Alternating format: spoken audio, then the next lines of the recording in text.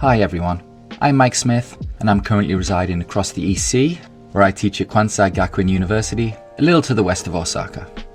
Before I begin my presentation on the usage of hermeneutics in cross-cultural research, I'd just like to take this opportunity to thank you for attending my session, and also to convey my hope that you and those around you stay safe as we hopefully put this pandemic behind us. Here's to meeting some of you in Seoul next year for TESOL 2023. Before we get our teeth into hermeneutics as a research method, what is it? Derived from the ancient Greek hermeneuo, which may be translated as explain, interpret, or, funnily enough, translate, hermeneutics is the science and art of interpretation, most notably of biblical texts. In this sense, hermeneutics is a science because it has rules that may be classified into an orderly system. It is also a form of art because these rules cannot always be rigidly applied. Before we get into that, however, it is important to note that while the hermeneutic method began as a means of biblical interpretation, in its current manifestation, it is understood that hermeneutics may be applied to text as any form of communication, such as qualitative interview transcripts. Due to its focus on meaning and interpretation, hermeneutics is incredibly useful for understanding the social, cultural, and political contexts in which experiences occur, and how socially and historically conditioned individuals interpret their life world within a given context. Indeed, consistent with constructivist relativism, the notion of context is key to understanding. As such, while hermeneutics can be used as part of a mixed methods paradigm, for instance in a sequential exploratory or concurrent embedded design, this is not a strategy applicable to strict positivist rationalism, in other words, empirical research. Given its etymology, it's pretty clear that hermeneutics emerged in ancient Greece. Like many things worth knowing today, we may trace the discipline back to the works of Aristotle and Plato. However, while we may place its historical genesis within the Greek tradition, hermeneutics in its contemporary manifestation takes on a more Teutonic slant. This includes, and I'm sorry in advance to any German viewers for butchering your beautiful language, the philosopher and liberal theologian Friedrich Schleiermacher, who widened the domain of hermeneutics not only to biblical or legal texts, but to include all documents and human modes of communication. Wilhelm Dilthey broadened hermeneutics even further by relating interpretation to its historical objectification. In doing so, Dilthey emphasized that understanding as a process moves from outer manifestations of human actions to the exploration of their inner meaning. Martin Heidegger shifted focus from interpretation to existential understanding, which represents a more direct and thus more authentic way of being in the world. Central to Heidegger's work is the hermeneutic circle, or the idea that one's understanding of a text as a whole is established by reference to the individual parts and one's understanding with reference to the whole text. Thus, neither the whole text nor any individual part can be understood without reference to one another. Hence, it's a circle. Sounds hard, and that's because it is, but we'll elaborate more on that later in the presentation. Finally is Hans-Georg Gadamer. Gadamer elaborated on hermeneutics based on the idea that our understanding is not fixed, but rather is changing and always representative of new perspectives. The most important thing here is to unfold the nature of individual understanding. As such, and this is what drew me to hermeneutics to begin with, bias and prejudice, in the sense of preconception, not bigotry, are not without value per se. In fact, one's pre-held beliefs are not only unavoidable, but actually present as an opportunity for new understanding. Thus, Gadamer further elaborates on the concept of the hermeneutic circle. As we can see here, hermeneutics has a rich, millennia-long history in which it has been gradually extended to include all forms and processes of interpretation, from non-verbal to verbal, and in terms of presuppositions, personal histories, and belief structures. The main goal of the hermeneutic approach is to explore and analyze the life world of individuals, or, put simply, the sum total of physical surroundings and everyday experiences that make up an individual's world. In this regard, life world may be thought of as a cognitive map by which individuals orientate themselves in day-to-day life. Consequently, each person's life world is made up of the implicit or common sense knowledge that scaffolds their respective society. This results in finite and thus different areas of meaning. According to Schutzer, for example, there are multiple realities by which we organize our experiences. Each finite area of meaning, so religion, science, politics, and so on, give sense to a precise frame of reality that depends on the meaning people give to those subjects through their personal experiences within them. In essence, life world is a sphere of intersubjective meanings, shared and constructed by subjects. What of the philosophical basis of hermeneutics? Well, given its interpretive orientation, in which it seeks out in-depth understandings of human behaviors, actions, motivations, representations, attitudes, values, and both explicit and tacit knowledge, the method is commonly associated with a constructivist interpretive paradigm. In contrast to the positivist epistemology, or theory of knowledge, in which reality is measurable, constructivism holds that for us to understand phenomena, we must explore the underlying, socially constructed meanings of events and human activities. As such, while positivism focuses on the black and white, hermeneutic interpretivism seeks to explore the grey. Naturally, this brings into play considerations over subjective and intersubjective experiences in terms of researcher and participant. Both Heidegger and Gadamer assert that all people, and yes, that includes researchers, cannot forego their preconceived notions, and that attempts to eliminate these preconceptions are not only unachievable, but, quite frankly, absurd. In consequence, there is no separation between the knower and the known, as they share the same cultural horizon. This, in turn, allows the former to attempt to understand the latter. This also brings us to a crucial separation between phenomenology and hermeneutics. Whilst the former necessitates the researcher eliminating their judgment or bias through bracketing, the latter seeks to reduce the distance between researcher and the subject under study. Of course, that's not to say that we shouldn't address our pre-held beliefs. Knowing our limitations and ethical sensitivity are crucial to all qualitative research methods after all. Merely that we shouldn't waste our time attempting the impossible.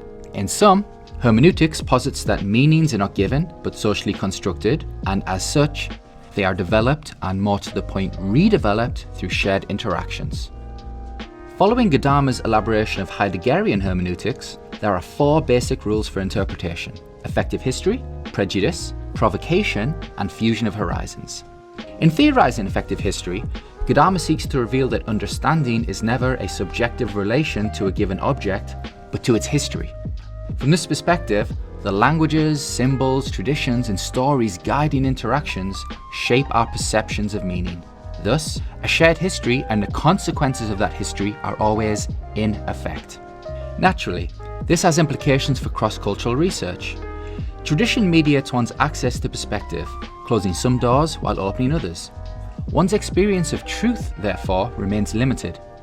So, recognizing this finiteness, prejudice regulates hermeneutical situatedness. In effect, this historically affected consciousness structures the background from which each social agent, or person, emerges to encounter the world. In this sense, prejudice is not negative or unproductive, but a starting point for learning. This positive conception of prejudice highlights the role of prejudgment during the interpretation of meaning.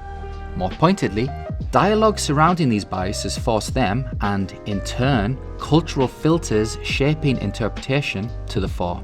Thus, prejudice can be productive. However, that is not to say that this is always the case. Gadamer acknowledges preconception as holding the potential to distort our understanding. The point remains, however, that they do not always do so.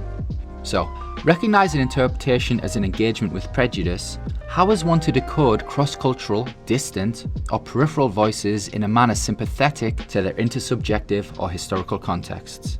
As noted by Scott Villiers, it is not, as some have suggested, a case of putting oneself in their shoes, being neutral with respect to what is being said, or extinguishing oneself, all of which are impossible. Instead, hermeneutics seeks to situate the researcher within context so that they may reflect on essential themes of participant experience with the phenomenon. Through foregrounding one's prejudices within this process, tradition becomes a source of provocation and reflection, whereby insider and outsider perspectives combine in a circular process of whole and parts. Provocation, therefore, represents the experience of understanding. Gadamer posits that successful provocation culminates in a fusion of horizons that elevates both interpreter and interpreted alike to a higher level of understanding that overcomes not only our own preconceptions, but those of our research subjects. Consequently, horizons fuse when context leads participants to a new interpretation that is, ideally, shared by both. Thus, the original understanding is surpassed and integrated into a broader, more informed understanding. With this process in mind, hermeneutics draws attention to the unceasing potential of dialogue and the influence of experience on the interpretive process.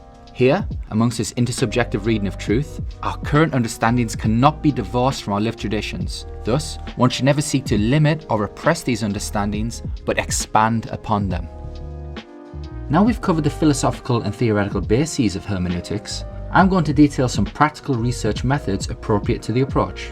Given its interpretive intention, hermeneutics may be employed to explore a plethora of potential topics across a host of academic fields. Regardless of theme, however, before beginning the research process, it is good practice that the researcher employs literature review in order to orientate themselves and, more importantly, their research questions to the phenomena under study.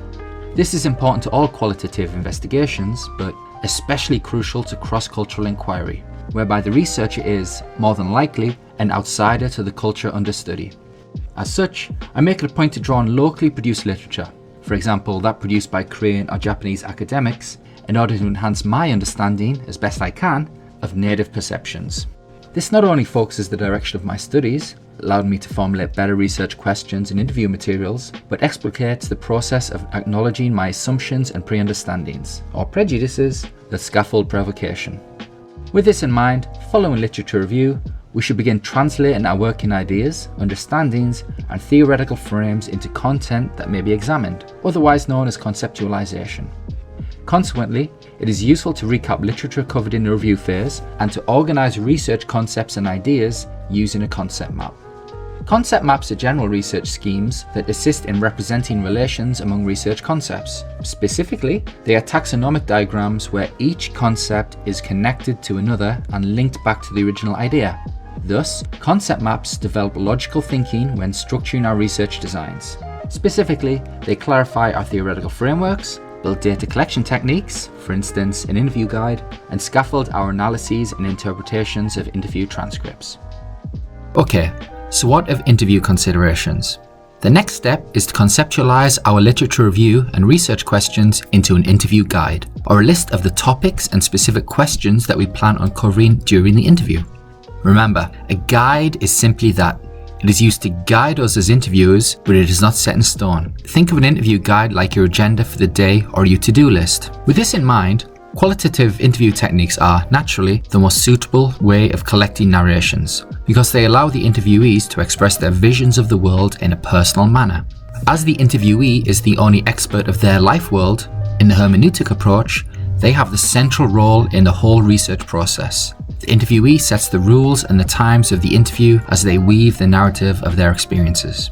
So, in this sense, the classical interview situation is upset. The interviewer has no hegemonic, or hegemonic, if you want to use the American pronunciation, role over the interviewee, i.e., the usual asymmetric power relation is virtually dissolved. Of course, there are other considerations at play, student-teacher hierarchy for example, but regardless, the researcher should confer as much agency as possible to the subject with regards to the place, pace, and the rules of the interview sessions. Because we, as hermeneutic researchers, seek to understand lived experience, we should empower the interviewee to enact a biographical reconstruction process of their identity with relation to the research topic. They narrate themselves, they reflect on their existence, and they are ultimately able to place their experiences within a wider context. From a methodological perspective, therefore, the central role of the interviewee implies the following. 1. Potentially everything the interviewee says is important and worth analysing. 2. Not only what they say, but how they say it is important. Thus, the means of expressions should be analysed. 3. Non-directive techniques are more advisable as they are flexible and adaptable. 4. Researchers and interviewers should be highly skilled, especially with regards to hermeneutic sensitivity, which we will cover shortly. How do we select our interviewees? When conducting phenomenological or hermeneutic research, Creswell suggests that researchers interview from 5 to 25 individuals who have all experienced the phenomenon under study. Boyd, meanwhile, regards 2 to 10 participants or research subjects as sufficient to reach saturation. Personally, I'd err on the side of caution with regards to participant numbers. Remember, we're dealing with the lived personal experiences of our interviewees, experiences that must be transcribed and analysed and, through processes of thick description, detail the contextual details surrounding their lives and understandings. As such, it's very easy to get overwhelmed. While a doctoral dissertation may range from 50 to 100,000 words, the majority of research journals publish papers at around 7,000 to 9,000 words in length, including references and appendices. With this in mind, I suggest the lower end of Creswell's estimate and splitting the difference with Boyd's, so keep it to around 5 there or thereabouts. Of course, your study may vary, so use your best judgment. With that in mind, how do we find our participants? Well, given that they should all have experienced the phenomena under study, I'd suggest purposive or snowball sampling. The former requires the researcher to select interviewees based on who they think would be appropriate for the study, or according to properties they would like to be represented in a sample. For example, gender, social class, education, and so on. The latter, meanwhile, involves existing interviewees helping the researcher to recruit participants from amongst their acquaintances. In this case, saturation is reached when the collection of new data does not shed any further light on the issue under investigation. One disadvantage, however, is a potential over-representation of a particular demographic based on the social circles of the original participants. So please be sure to account for this. Also, this sampling type often requires special approval from institutional review boards, or IRB, so please be sure to check the guidelines provided by your respective place of work or study. This brings us to the role of the interviewer in hermeneutic research, specifically one's capacity for hermeneutic sensitivity, which, according to Gadamer, cannot be taught or derived from general principles, but depends on the cultivation of individuals and their common sense. This includes relatively simple actions, such as making an interviewee feel as comfortable as possible with attention, patience, interest, and humility, paying attention to verbal and non-verbal cues, such as paralanguage, including pitch, volume, rhythm, etc., kinesics, including body movement and position, and having knowledge of the contextual factors surrounding the research setting and participants. This extends to being aware of one's own limitations, including one's knowledge of the culture in which a study is situated, and the art of listening, which is particularly relevant to those of us conducting research in a second or foreign language, where certain intonations, etc., take on new meanings depending on context. Hearing is a physiological phenomenon, listening is a psychological act. Finally, in accordance with a flexible interview guide, the researcher should always seek to help the interviewees to express their inner knowledge or life world. As for the actual interview process itself, it is sufficient to have a simple and flexible guide in which the main research topics and subtopics are listed, eventually with some questions that could be asked if necessary. Crucially, the interviewer should let the interview flow as a normal conversation without following a sequential format, eventually introducing topics and subtopics not faced by the interviewee yet. So, some general tips for hermeneutic interviewing include: 1. Make the interviewee feel comfortable at all times while trying to avoid pointless chit-chat. 2. Treat the interview as an everyday conversation in order to situate the session within the interviewee's life world. Remember that everything the interviewee says is important. 3. The interview is not a test or interrogation, so avoid questions that are too direct, as they may be threatening, and never express an authoritative opinion on the topic under review. 4. Avoid simplistic, dichotomous yes or no questions, as they will break the flow of the session. 5. Keep questions broad, not factual, as this will provoke a more personalised response. And 6. Never attempt to prolong an interview. Remember, the hermeneutic circle requires multiple sessions, so it is better to divide it into as many as are needed. Once our initial semi-structured interview sessions have ended, it's time to transcribe narrations from oral texts to written ones. As such, and I can't stress this enough, while time-consuming, proper hermeneutic procedure requires the interviewer to transcribe all sessions after listening to them multiple times, taking into account the paralinguistic and kinesic considerations mentioned earlier. These may be taken from notes or, more preferably, video recordings. Once again, this depends on the demographic of your participants, especially their age, and the IRB systems in play at your places of work or study. Fundamental to the accurate interpretation of meaning is the verbatim transcription of each spoken word without embellishment, with demographic information, a reflective journal, and interview notes providing additional context. The interviewer must transcribe each session because they know how interactions develop, the environmental and socio-cultural contexts, the verbal and non-verbal communication, and all other aspects not recorded by audio or video.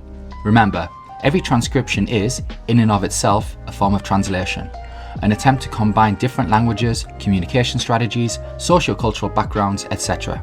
Thus, every transcription is an interpretive act. So, when interpreting each text, we should follow some specific criteria. This includes reading each passage carefully while always keeping in mind the research goals that you wish to achieve. Simultaneously, you should use your best judgment to sift through materials, disregarding irrelevant passages. This brings us to aberrant decoding, whereby texts are interpreted differently from what was intended by the interviewee. This is a form of confirmation bias, in which researchers tend to favour information that confirms their prejudices. Again, that term is used with reference to preconception, not bigotry. Naturally, this is much harder for those of us who do not share the same languages, cultures, and belief systems as our research subjects. As such, it is crucial that we follow proper ethical and quality control measures, some recommendations for which will follow shortly. So, in sum, we, as researchers, transcribe interviews, then interpret them by reading each carefully, selecting the most relevant excerpts, controlling the interpretation of the excerpts, considering all interviews together as the sum of our findings. Interview transcripts should be extensively annotated with identification of features of significance, as well as descriptions of reactions to what was said by both interviewer and interviewee. In order to code and analyze transcripts, I suggest using qualitative analysis software such as NVivo, Atlas, and MaxQDA, which are admittedly very expensive, or free solutions such as FreeQDA or RQDA. So, once you've selected our software package and more importantly gotten to grips with it, it's time to code, cross-examine and thematically analyse all qualitative data, working towards a hermeneutic understanding situated within a horizon of interviewees. Central to this process is an organising system used to identify predominant themes through which learner accounts may be categorised, interpreted and presented. This includes numbering each transcribed line, multiple readings before coding, identifying and marking units, developing thematic labels, incorporating select empirical evidence within hermeneutic interpretations, and seeking a circular hermeneutic understanding of the individual, revisiting and enhancing prior analyses and assumptions with insights gleaned from most recent interviews. This brings us to what is undoubtedly the most crucial feature of the hermeneutic research process, the hermeneutic circle. Crucially, the hermeneutic tradition rejects strictly linear understandings of meaning, moving towards a circular or spiral reading that seeks to account for the dialogical interactions between individual elements and their whole. Indeed, fragments of meaning can only be understood in terms of the meanings of others or of the whole, yet understanding these other elements or the whole, in turn, presupposes understanding of the original element. With this in mind, the hermeneutic circle seeks to provide a fusion of horizons, or a melding of positions, through a circular process of understanding, clarification, revelation, and interpretation. In essence, the hermeneutic circle is defined by our personal horizon of understanding and the back and forth movements between part and whole. Here, texts and interpretations are co-created, reflexive, and acknowledge the relationship between the researcher, subject of research, and participants. So, in this regard, the hermeneutic dialectic process emerges through a social constructivist epistemology. Given this back and forth, for example, some researchers interpret the hermeneutic process more as a spiral, starting off with a limited understanding or prejudgment before building to a more inclusive understanding by fusing horizons. Some whole-part interpretation processes are represented as closed circles, but this spiral represents movement and change, building understanding through each cycle of text creation and interpretation. Crucial here is the gradual and thus longitudinal nature of the interpretive process. This isn't something that can be achieved in 1 or 2 sessions, but over weeks, months, and even years of interviewing, or until horizons are fused. Put simply, by moving gradually from naive interpretations to developing emergent understandings that reference the corpora of text as a whole, to the point that new understandings emerge. Before we wrap up, it's good practice to cover some ethical and quality considerations that, while general to qualitative research as a whole, benefit hermeneutic inquiries. It goes without saying that, before any human interactions, applications for ethical review consistent with your IRB process must be obtained. Upon being granted clearance and amending research protocols as required, interview preparation procedures may begin, ensuring that no harm comes to participants, informed consent is obtained, there is no invasion of privacy, nor any deception involved. Once all of this is met, we may follow Lincoln and Guber's criteria for establishing trust. including credibility, transferability, dependability, and confirmability. While we don't have time to go through all recommendations listed here, some notable features include the prolonged and persistent nature of the hermeneutic process, which serves to enhance credibility through triangulation. To further aid credibility and isomorphism, findings may be assessed through member checks or testing the data with members of relevant groups, a process consistent with George's description of hermeneutic provocation. Truth may be enhanced through a process of regular peer debriefings from a native academic removed from the research process, who acts as a cultural guide, occasional translator, and identifier of prejudices and effective histories. Finally, to aid transferability, a thick description of all research context, including setting, participants, and backgrounds, may be collected and, where appropriate, made available to outsider researchers to facilitate a match of generalizable characteristics. Okay, thank you for attending my presentation on the hermeneutic research method. I hope it's been useful to you. Of course, I'd love to go into more detail, but I'm already slightly over the time limit. So I'll close by saying that I hope you stay safe and good luck with your future research endeavours. If you'd like to get in touch or simply see what I'm up to, then please feel free to scan this QR code, which will take you to my ResearchGate. Thanks again and enjoy the rest of the conference.